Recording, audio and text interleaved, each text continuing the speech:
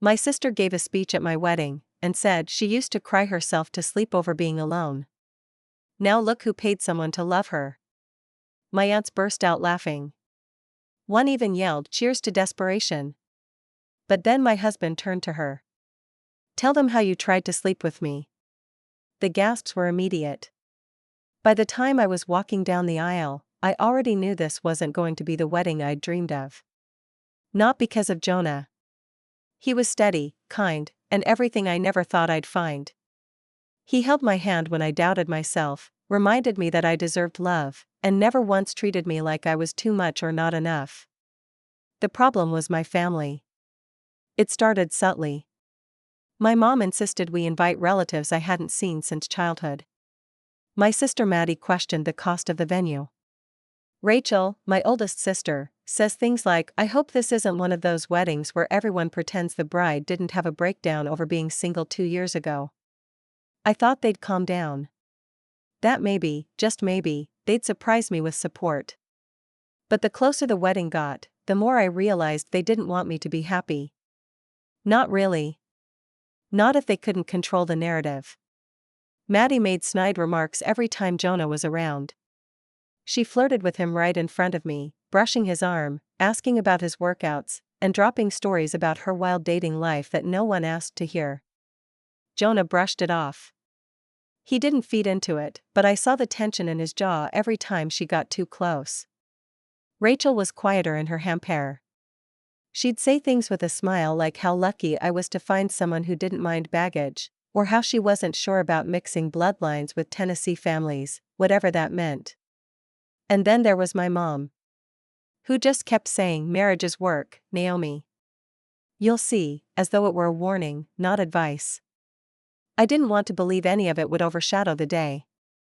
But deep down, I knew a storm was building. And I had no idea how loud the thunder would be. The morning of the wedding, I stood in a small dressing room tucked into the second floor of the inn we rented. The window was open, letting in crisp mountain air that carried the faint smell of pine and chimney smoke. Asheville was beautiful in late October, golden trees, chill in the wind, and that perfect balance between warmth and nostalgia.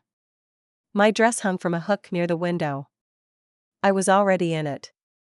I stared at my reflection in the antique mirror for too long, adjusting invisible threads. My hands were shaking slightly.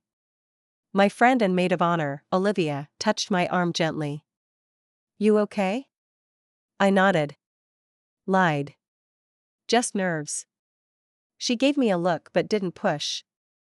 I kept my breathing steady, trying not to think about the comment Maddie made the night before during the rehearsal dinner. "Let's just hope he says I do."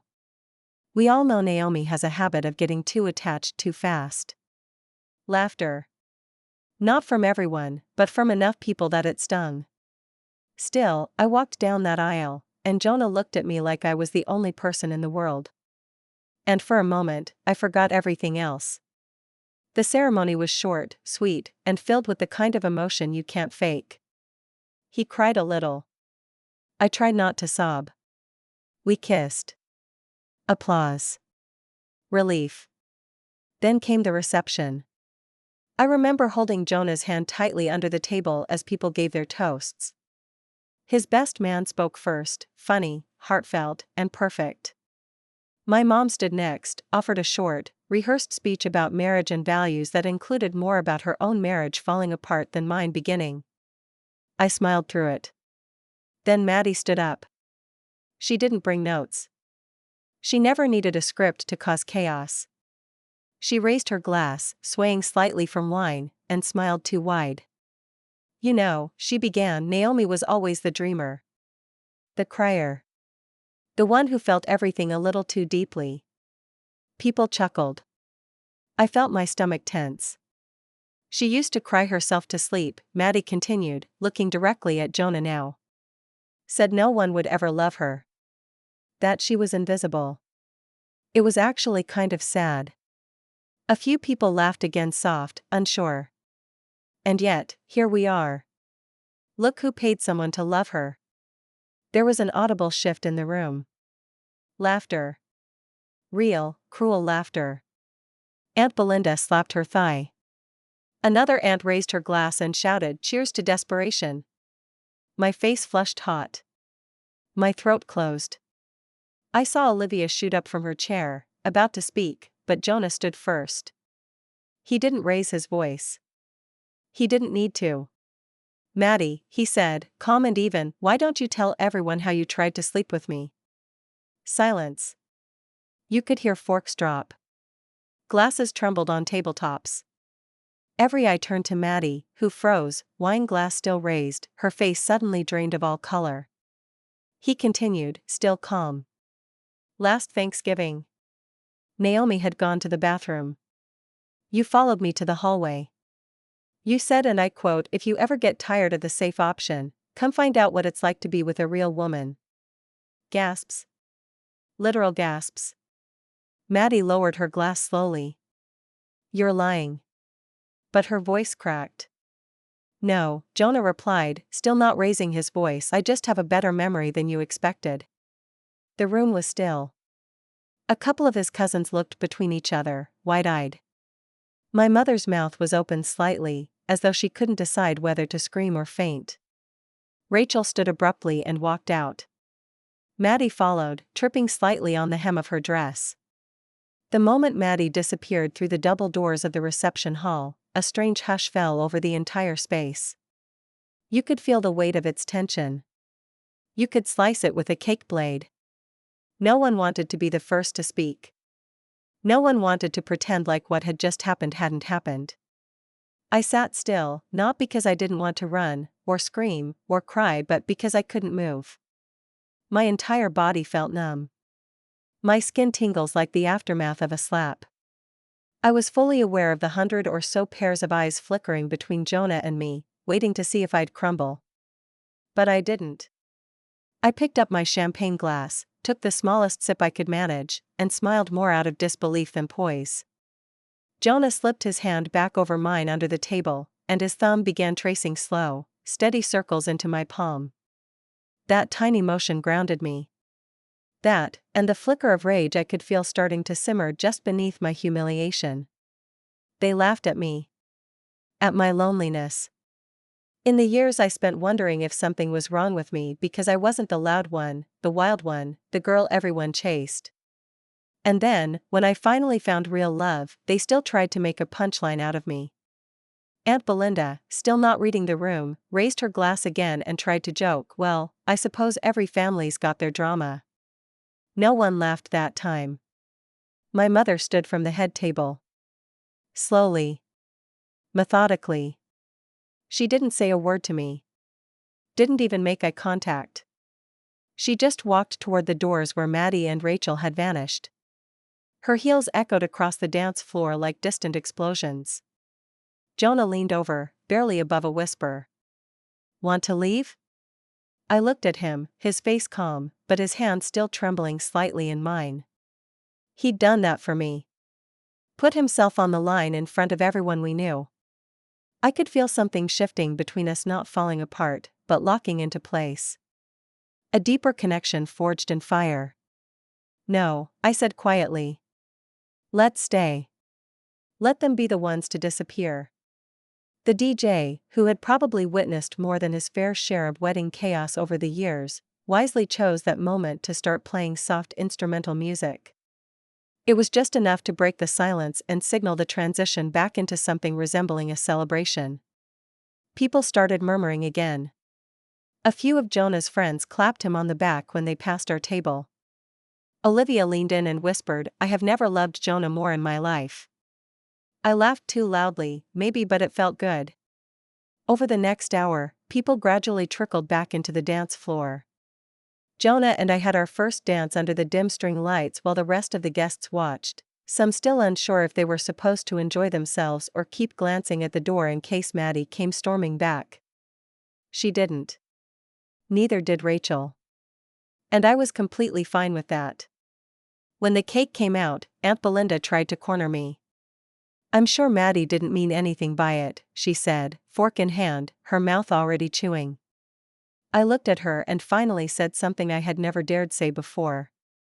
"Maybe she didn't," I replied, "but she said it anyway." "And you laughed." So whether you meant it or not doesn't really matter anymore, does it? Belinda blinked. She opened her mouth to argue, but Jonah appeared beside me with 2 plates of cake and the kind of presents that said, "We're done here." She slinked away with her fork. The rest of the night turned, surprisingly, into something beautiful. Intimate. Strangely peaceful.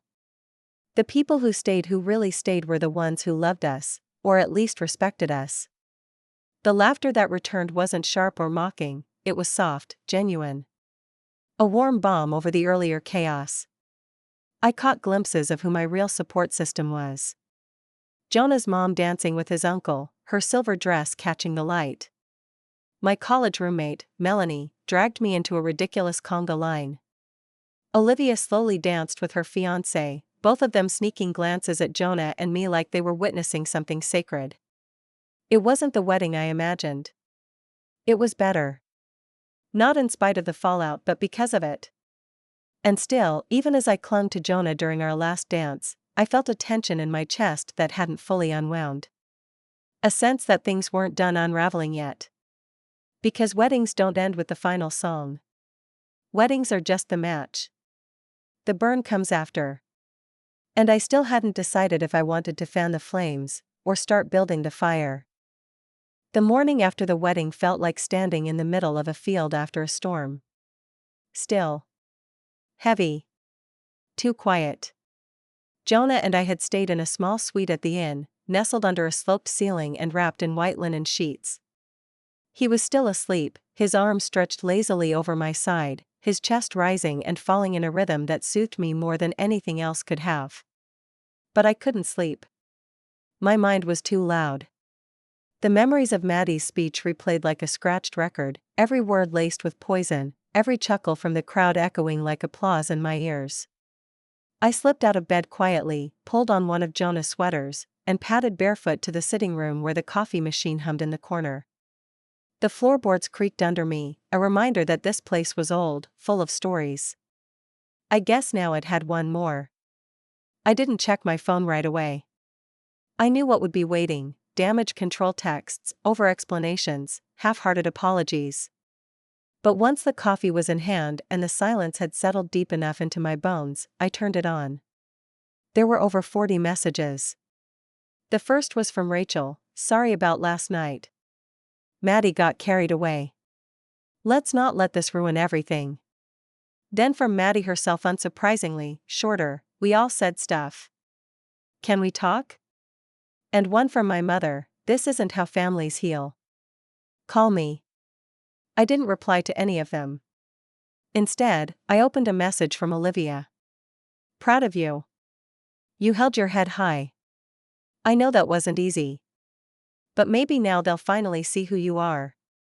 That one made me cry a little. Not big sobs. Just a quiet, private grief I hadn't realized I'd been carrying for years. Over the next week, the fallout spread. Maddie, predictably, went on a tear. She posted a thinly veiled rant on Facebook about how weddings bring out fake people and how some men can't handle confidence. I was tagged in the comments by a mutual cousin who wrote, "Is this about Naomi's wedding? Because girl, you were out of line."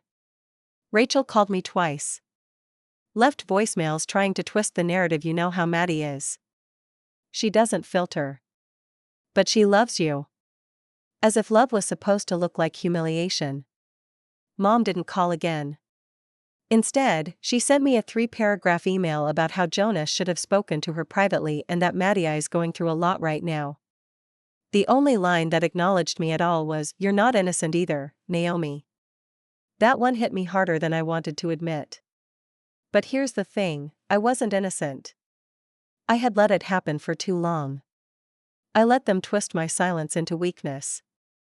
I gave them permission, in some twisted way, to make me the family scapegoat because I never pushed back. That has changed now. A week later, I invited Olivia and Melanie over for wine and snacks. We sat around my kitchen island, still surrounded by unopened wedding gifts and floral centerpieces I couldn't bear to throw out yet. "I feel like I'm in this weird in-between," I said, swirling the wine in my glass. "Like I left my old life behind but I haven't quite stepped into the new one yet." Melanie nodded. That's because you've always played the quiet role. Now they don't know what to do with you stepping off the stage. You're not their supporting character anymore, Olivia added. And you shouldn't be. Their words sat with me long after they left. I started thinking about all the roles I'd played in my family. The peacemaker. The apologizer. The filler space between Rachel's perfection and Maddie's fire. It was time to rewrite the script. Jonah encouraged me. Never pushed, never lectured. Just stood behind me like a wall I could lean on when I needed to gather strength. And slowly, I did. I started with Rachel. I sent her a message not long, not emotional. Just clear. You've always made me feel like I'm supposed to be ashamed of being sensitive. Of wanting love. Of feeling things deeply. I'm not ashamed anymore. And I'm not interested in a relationship that only exists when I stay small. If you want to try again, it'll have to be different. She didn't reply. And that was fine. That was her answer. Maddie? I didn't reach out at all. And Mom? She showed up uninvited 2 weeks later. Jonah and I were having a quiet evening at home. There was music playing, some jazz vinyl he found at a second-hand shop, and we were cooking together. Laughing. Happy. Then came the knock. I opened the door to find her standing there in her long tan coat, hands clasped like she wasn't sure if she should hug me or scold me. I just want to talk, she said.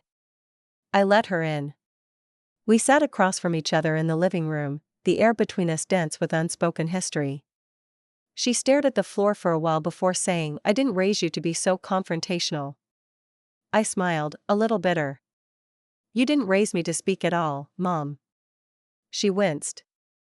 That's not fair. No, I said. It's not. But it's true. She said a lot of things after that. Some half-truths. Some excuses. A few sincere lines about being scared to lose all of us to time. But what mattered most was what I didn't say. I didn't try to make her feel better. I didn't soften the blow. I didn't carry the guilt anymore. I'm not asking you to fix everything, I said. But I need you to understand that this version of me is the one who stands up for herself, who doesn't shrink back into the shadows. You're either going to have to learn to accept her or step back. She didn't respond. She just nodded slowly and left. And for once, I didn't chase after her. After my mother left that night, something shifted for good. There wasn't a big, cathartic moment, no screaming or slamming doors. Just a long, strange silence that hung in the air, thicker than any noise could be. Jonah sat beside me on the couch, neither of us talking, just letting the weight of the confrontation settle. He didn't ask what was said. He never did. He trusted I'd share when I was ready. I leaned into his side and whispered, I think I finally grieved the family I thought I had. His hand slid into mine. And it hurts. But it also feels like freedom. In the weeks that followed, life began to settle into something gentle and real. The wedding became a past tense, not a current event. My inbox stopped buzzing with apologies or justifications. Eventually, even Maddie's social media rants disappeared. But the silence from her, from Rachel, from my mom, it wasn't closure. It was avoidance. And that's what finally gave me clarity. They weren't upset about what happened. They were upset they didn't control the narrative anymore. I wanted to move forward. But I also didn't want to pretend anymore. Not to friends. Not to an extended family. Not to myself. So I did something that might seem petty on the surface, but to me, it was about truth. I wrote a post. Not public. Not on Facebook. But in the private family Facebook group my mom had used for years to share updates, coordinate holidays, and upload photos from birthdays and graduations. It wasn't vengeful. It wasn't even emotional. It was honest. Naomi Wilson James posted in the Jeanette family tree, I've been quiet for a long time. Too long.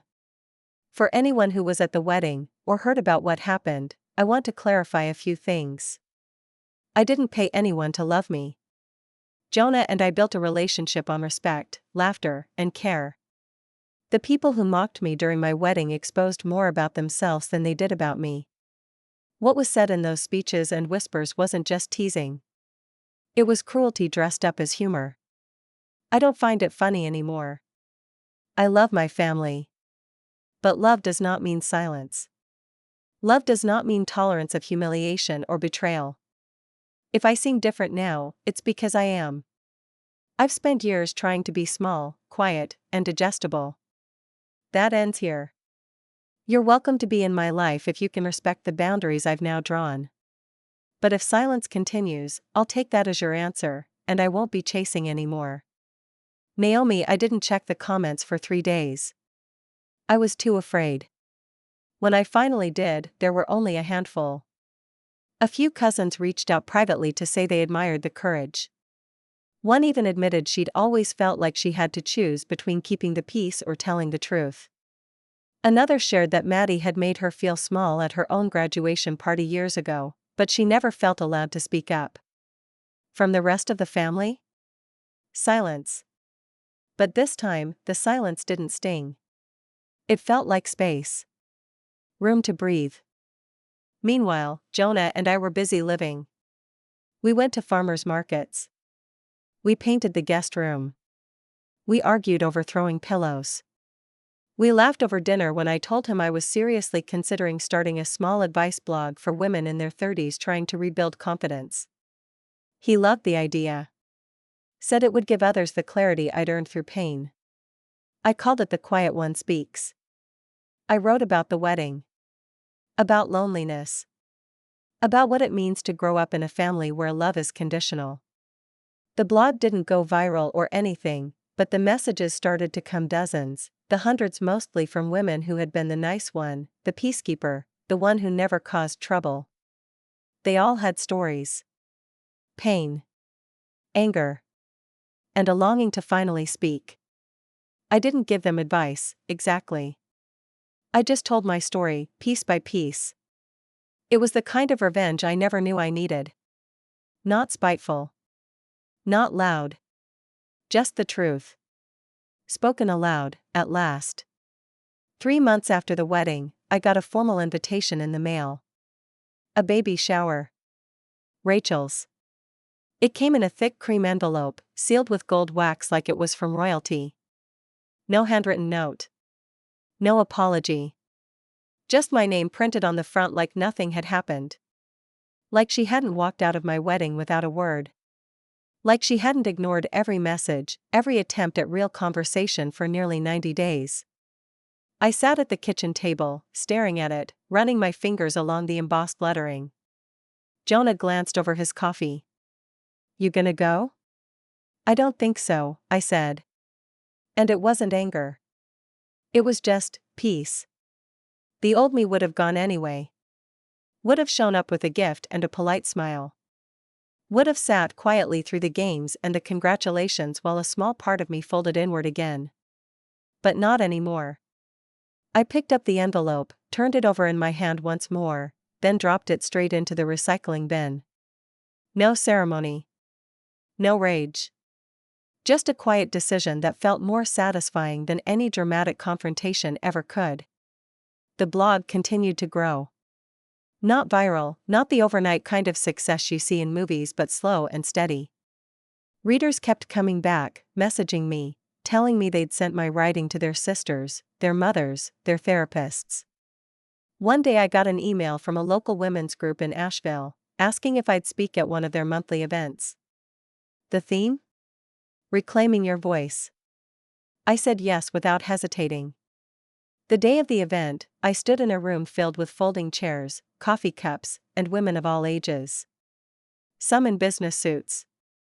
Some in yoga pants. Some holding babies on their hips. All of them looked at me like they were waiting for permission to tell the truth, too. I told my story. Not just the wedding. The years before. The loneliness. The hurt. The quiet endurance.